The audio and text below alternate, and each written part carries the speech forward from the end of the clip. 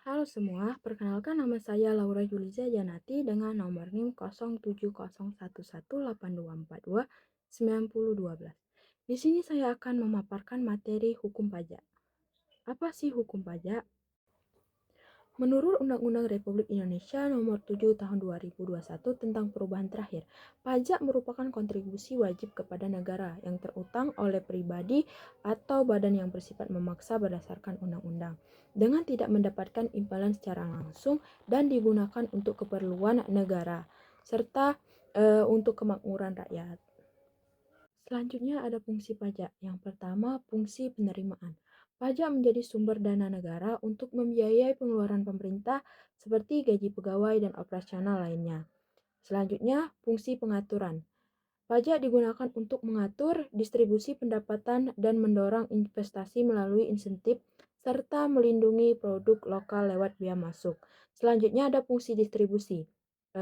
Pajak dari warga negara berpenghasilan digunakan untuk membantu masyarakat kurang mampu lewat program sosial dan pembangunan. Adapun kedudukan hukum pajak. Di negara-negara hukum, segala sesuatu harus ditetapkan dalam undang-undang seperti di Indonesia.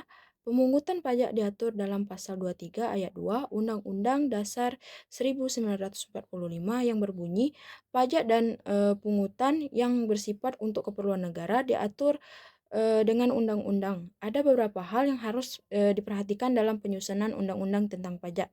Yang pertama, pemungutan pajak yang dilakukan oleh negara yang berdasarkan undang-undang tersebut harus dijamin kelancarannya. Yang kedua, jaminan hukum bagi para wajib pajak untuk tidak diperlukan secara umum. Yang ketiga, jaminan hukum akan terjaga kerahasiaannya bagi para wajib pajak.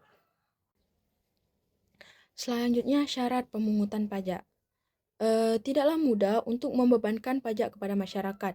Bila terlalu tinggi, masyarakat enggan membayar pajak. Namun, bila terlalu rendah, maka pembangunan tidak akan berjalan karena dana yang kurang. Agar tidak menimbulkan berbagai masalah, maka pemungutan pajak harus memenuhi persyaratan, yaitu pemungutan pajak harus adil baik dalam aturan maupun pelaksanaannya.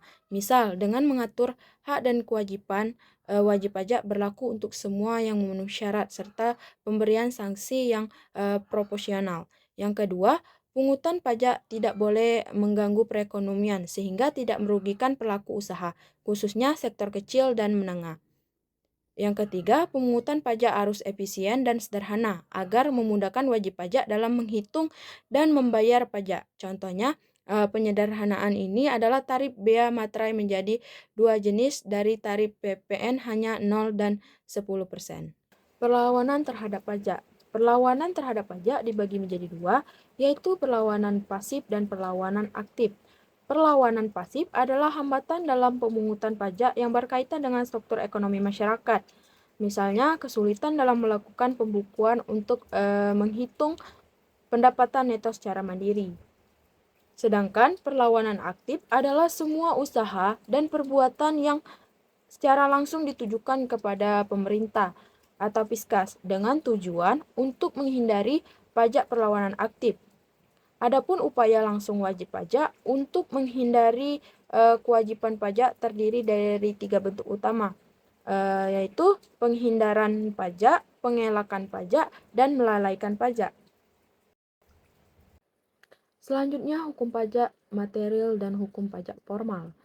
Hukum pajak material berisi ketentuan-ketentuan yang mengatur pokok substansi perpajakan.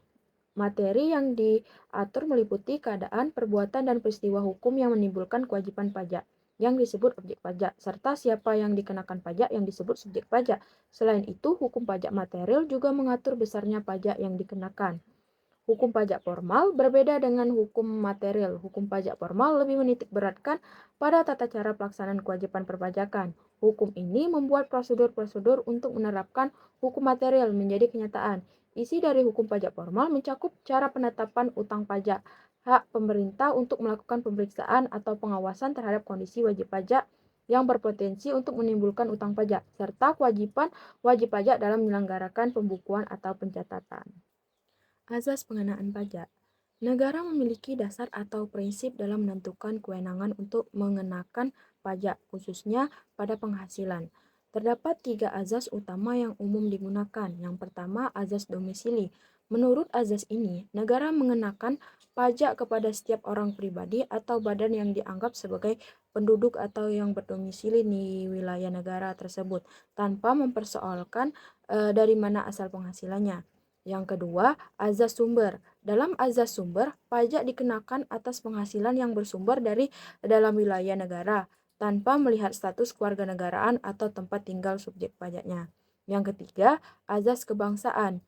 Azas ini menjadi kewarganegaraan sebagai dasar pengenaan pajak. Warga negara dikenakan pajak atas penghasilannya dari seluruh dunia, terlepas dari tempat tinggalnya atau lokasi usaha. Adapun pembagian pemungutan pajak. Pemungutan pajak terdapat 3 pembagian. Yang pertama, pembagian pajak berdasarkan golongan, meliputi pajak langsung dan tidak langsung. Pajak langsung merupakan pajak yang tidak dapat dialihkan atau dibebankan kepada pihak lain. Pajak ini menjadi tanggung jawab langsung wajib pajak. Contohnya adalah pajak penghasilan. Dan adapun pajak tidak langsung, sebaliknya, pajak tidak langsung dapat dibebankan kepada pihak lain. Contohnya adalah pajak tambahan nilai, di mana pembelian yang pada akhirnya menanggung pajaknya. Kedua, pembagian pajak berdasarkan sifatnya, yaitu pajak subjektif dan objektif. Pajak subjektif yang didasarkan pada subjek pajak dengan mempertimbangkan keadaan pribadi atau kondisi wajib pajak. Contohnya adalah pajak penghasilan. Sedangkan pajak objektif, pajak ini ditentukan berdasarkan objek pajak tanpa mempertimbangkan keadaan pribadi wajib pajak. Contohnya PPN dan pajak penjualan atas barang mewah. Terakhir, pembagian pajak berdasarkan pemungutannya dibagi menjadi 2, yaitu pajak pusat dan daerah. Pajak pusat, pajak yang dipungut oleh pemerintah pusat dan digunakan untuk pembiayaan keperluan negara. Contohnya PPH, PPN, PPNBM, PBB, dan Bea Matrai. Pajak daerah, pajak yang dipungut oleh pemerintah daerah untuk keperluan rumah tangga daerah. Contohnya pajak reklam, pajak hiburan, dan pajak hotel. Adapun cara pemungutan pajak, yang pertama, stelsel pajak. Stelsel pajak adalah cara penetapan pajak berdasarkan waktu dan metode perhitungan. Stelsel nyata mengenakan pajak berdasarkan penghasilan real di akhir tahun, sehingga lebih akurat, namun terlambat dipungut.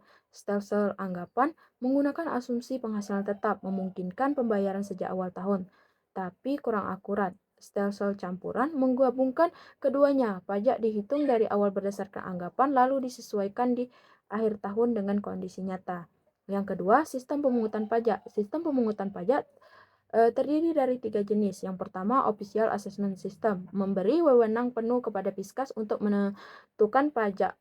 Wajib pajak bersifat pasti. Yang kedua, Self Assessment System, mewajibkan wajib pajak menghitung dan melapor sendiri pajaknya. Yang ketiga, withholding system, melibatkan pihak ketiga yang memotong atau memungut pajak langsung dari penghasilan wajib pajak.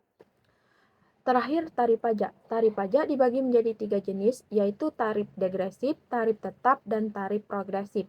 Tarif degresif adalah tarif pajak yang persentasinya semakin menurun seiring dengan meningkatnya dasar pengenaan pajak. Sebaliknya, tarif progresif justru akan semakin tinggi jika dasar pengenaannya pajak meningkat. Sementara itu, tarif tetap adalah tarif yang tidak berubah meskipun jumlah penghasilannya naik ataupun turun.